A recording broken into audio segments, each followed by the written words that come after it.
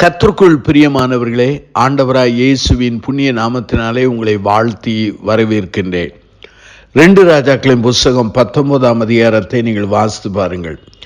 2 விதமான ஆலயங்களை குறித்து நாம் அங்கே கற்றுக்கொள்ளப் போகிறோம். 2 ராஜாக்கள் 19ஆம் அதிகாரத்திலே 14 வாசிக்கிறேன்.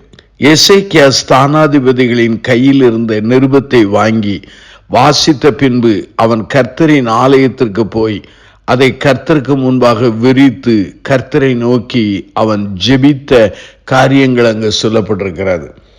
அருமையானவர்களே, அங்கே எசேக்கியா ராஜாவின் காலத்திலே அசிரிய ராஜா தன் படையோடு வருகிறான். அந்த சமயத்திலே ரப்சாக்கே ஸ்தானாதிபதிகளை அனுப்பி ஒரு கடிதத்தை அனுப்புகிறான். அந்த கடிதத்திலே எசேக்கியா ராஜாவை குறித்தும் எசேக்கியா ராஜாவினுடைய காரியத்தையும் பரியாசம் பண்ணி எழுதப்பட்ட ஒரு கடிதமாகும். அது ஒரு பரியாசத்தின் கடிதம், மிரட்டலின் கடிதம். இதை வாங்கின உடனே எசேக்கியா ராஜா புலம்பவில்லை, மனிதரிடத்தில் ஓடவில்லை. தேவனுடைய ஆலயத்திற்குள்ளே சென்று அந்த ஆலயத்திலே அந்த கடிதத்தை விரித்து வைத்து சர்வ வல்லமை உள்ள தேவனை நோக்கி அவன் ஜெபித்தான்.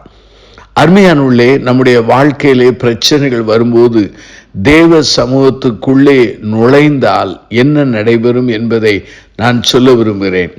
2 ராஜாக்கள் 19ஆம் அதிகாரத்தை பாருங்கள். 35 அன்று ராத்திரியிலே சம்பவித்தது என்னவென்றால், கர்த்தருடைய தூதன் புறப்பட்டு அசிரியரின் பாளையத்திலே 180,000 பேரை சங்கரித்தான். அதிகாலமே எழுந்திருக்கும் போது இதோ அவர்கள் எல்லாரும் செத்த பிரேதங்களாய் கிடந்தார்கள். நாம் தேவ சமூகத்துக்குள்ளே நுழையும் பொழுது அல்லது தேவ ஆலயத்திற்குள்ளே நுழையும் போது அல்லது தேவ பிரசன்னத்தை தேடி நாம் பிரயாசப்பட்டு அவர் சமூகத்திலே காத்திருக்கும் பொழுது ஆண்டவர் நம்முடைய காரியங்களை கண்டு பரலோகத்திலிருந்து அவர் தன் தூதனை அனுப்பி அங்கு பெரிய ஜெயத்தை கட்டளையிடுகிறார். அருமையானவர்களே, நாம் தேவ சமூகத்துக்கு உள்ளே போனால் வானத்திலிருந்து ஆண்டவர் தூதனை புறப்பட வைத்து ஜெயத்தை தருகிறார். இது தேவனுடைய ஆலயத்துக்குள்ளே எசேக்கியா ராஜா அவன் சென்றபோது நடந்த செயலாகும். 1 ராஜாக்கள் 19ஆம் அதிகாரம் 36, 37 வாசிக்கிறேன். அப்பொழுது அசிரிய ராஜாவாகிய சனகிரி பிரயாணப்பட்டு திரும்பி போய் நினிவேலே இருந்து விட்டான். அவன் தன் தேவனாகிய நிஸ்ரோக்கின் கோவிலிலே பணிந்து கொள்ளுகிற போது அவன் குமாரராகிய அத்ர மெலேக்கும் சரை சேரும் அவனை பட்டயத்தினால் வெட்டி போட்டு அரராத் தேசத்துக்கு தப்பி ஓடி போனார்கள். அவன் குமாரனாகிய எஸ்ராத்தான் அவன் பட்டத்திற்கு வந்து அரசாண்டான். எசேக்கியா மெய்யான தேவனுடைய ஆலயத்துக்குள்ளே சென்று ஜெபித்தான். ஆனால் அசிரிய ராஜாவாகிய சனகிரேப்பு தன்னுடைய சொந்த தெய்வத்தினுடைய அந்த ஆலயத்திலே சென்று பணிந்து கொண்டான். பணிந்து கொண்ட போது என்ன நடந்தது? விடுதலை வரவில்லை. அவன் பிள்ளைகளே அவனுக்கு விரோதமாய் எழும்பி அவனை கொலை செய்தார்கள். அவனுடைய சகாப்தம் முடிந்து போனதை நாம் காண முடிகிறது.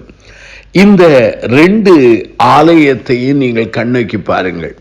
ஒரு ஆலயம் மெய்யான தெய்வத்தின் ஆலயம், 2வது ஆலயம் தெய்வம் அல்லாத ஒரு ஆலயமாக காணப்படுகிறது. தெய்வம் அல்லாத ஒன்றை வணங்கி கொண்டு ஆராதிக்கிற அந்த கோவில் ஆக அது காணப்படுகிறது. மெய்யான தேவ சமூகத்துக்கு நாம் சென்றபோது அங்கு தேவன் விடுதலையை அனுப்புகிறார்.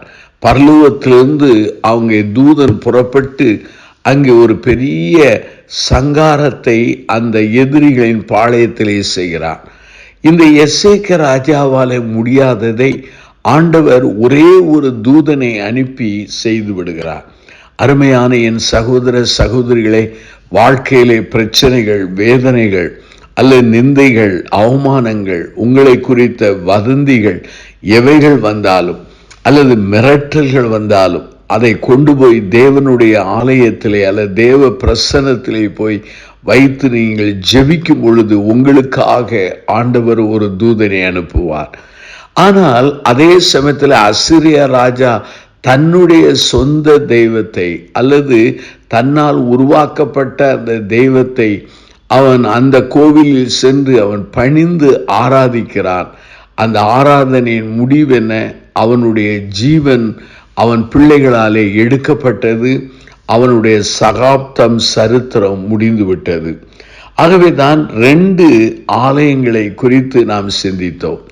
நீங்கள் உங்கள் வாழ்க்கையில கஷ்டங்கள் பிரச்சனைகள் வரும்போது தேவனை நோக்கி அல்லது தேவ சமூகத்தை நோக்கி அல்லது தேவனுடைய ஆலயத்தை நோக்கி தேவ திருச்சபையை நோக்கி நீங்கள் செல்கிறீர்களா, அல்லது நீங்களே தவறான தெய்வங்களை உருவாக்கி தவறான இடத்திலே ஆராதிக்கிறீர்களா? இந்த கேள்விகளுக்கு நீங்கள் பதில் சொல்ல வேண்டும். உங்களை தற்பரிசோதனை செய்து நீங்கள் நன்றாக உங்களை ஆராய்ந்து பார்க்க அழைக்கப்படுகிறோம். நாம் கண்களை மூடி நாம் பிரார்த்தனை செய்வோம். அன்பின் ஆண்டவரே, இந்த நல்ல நாளுக்காக நாங்கள் நன்றி சொல்கிறோம். ஆண்டவரின் கரம், ஆண்டவருடைய வல்லமை எங்களோடு கூட இருக்க நாங்கள் பிரார்த்தனை செய்கிறோம். ஆண்டவரே, இந்த செய்தியை கேட்ட மக்களை சந்தியும். நாங்கள் எங்கள் வாழ்விலே பிரச்சனை வரும்போது எங்கே செல்லுகிறோம் என்பதை ஆண்டவரே தெரிந்து கொள்ள எங்களுக்கு பலன் தாரும். ஆண்டவரை நம்பினால் ஆண்டவரிடத்திலிருந்து எங்களுக்கு சகாயம் வரும். ஆண்டவர் அல்லாதவைகளை தேடினால் எங்கள் முடிவு பரிதாபம் என்பதை கற்றுக் கொடுத்தீரே, உமக்கு நன்றி செலுத்துகிறோம். எங்களுடைய உள்ளத்திலே ஆவியானவர் கிரியை செய்து சரியான புதுப்பித்தலை தந்தருளும். இயேசுவின் நாமத்தில் ஜெபிக்கிறோம் ஜீவனுள்ள பிதாவே, ஆமென்.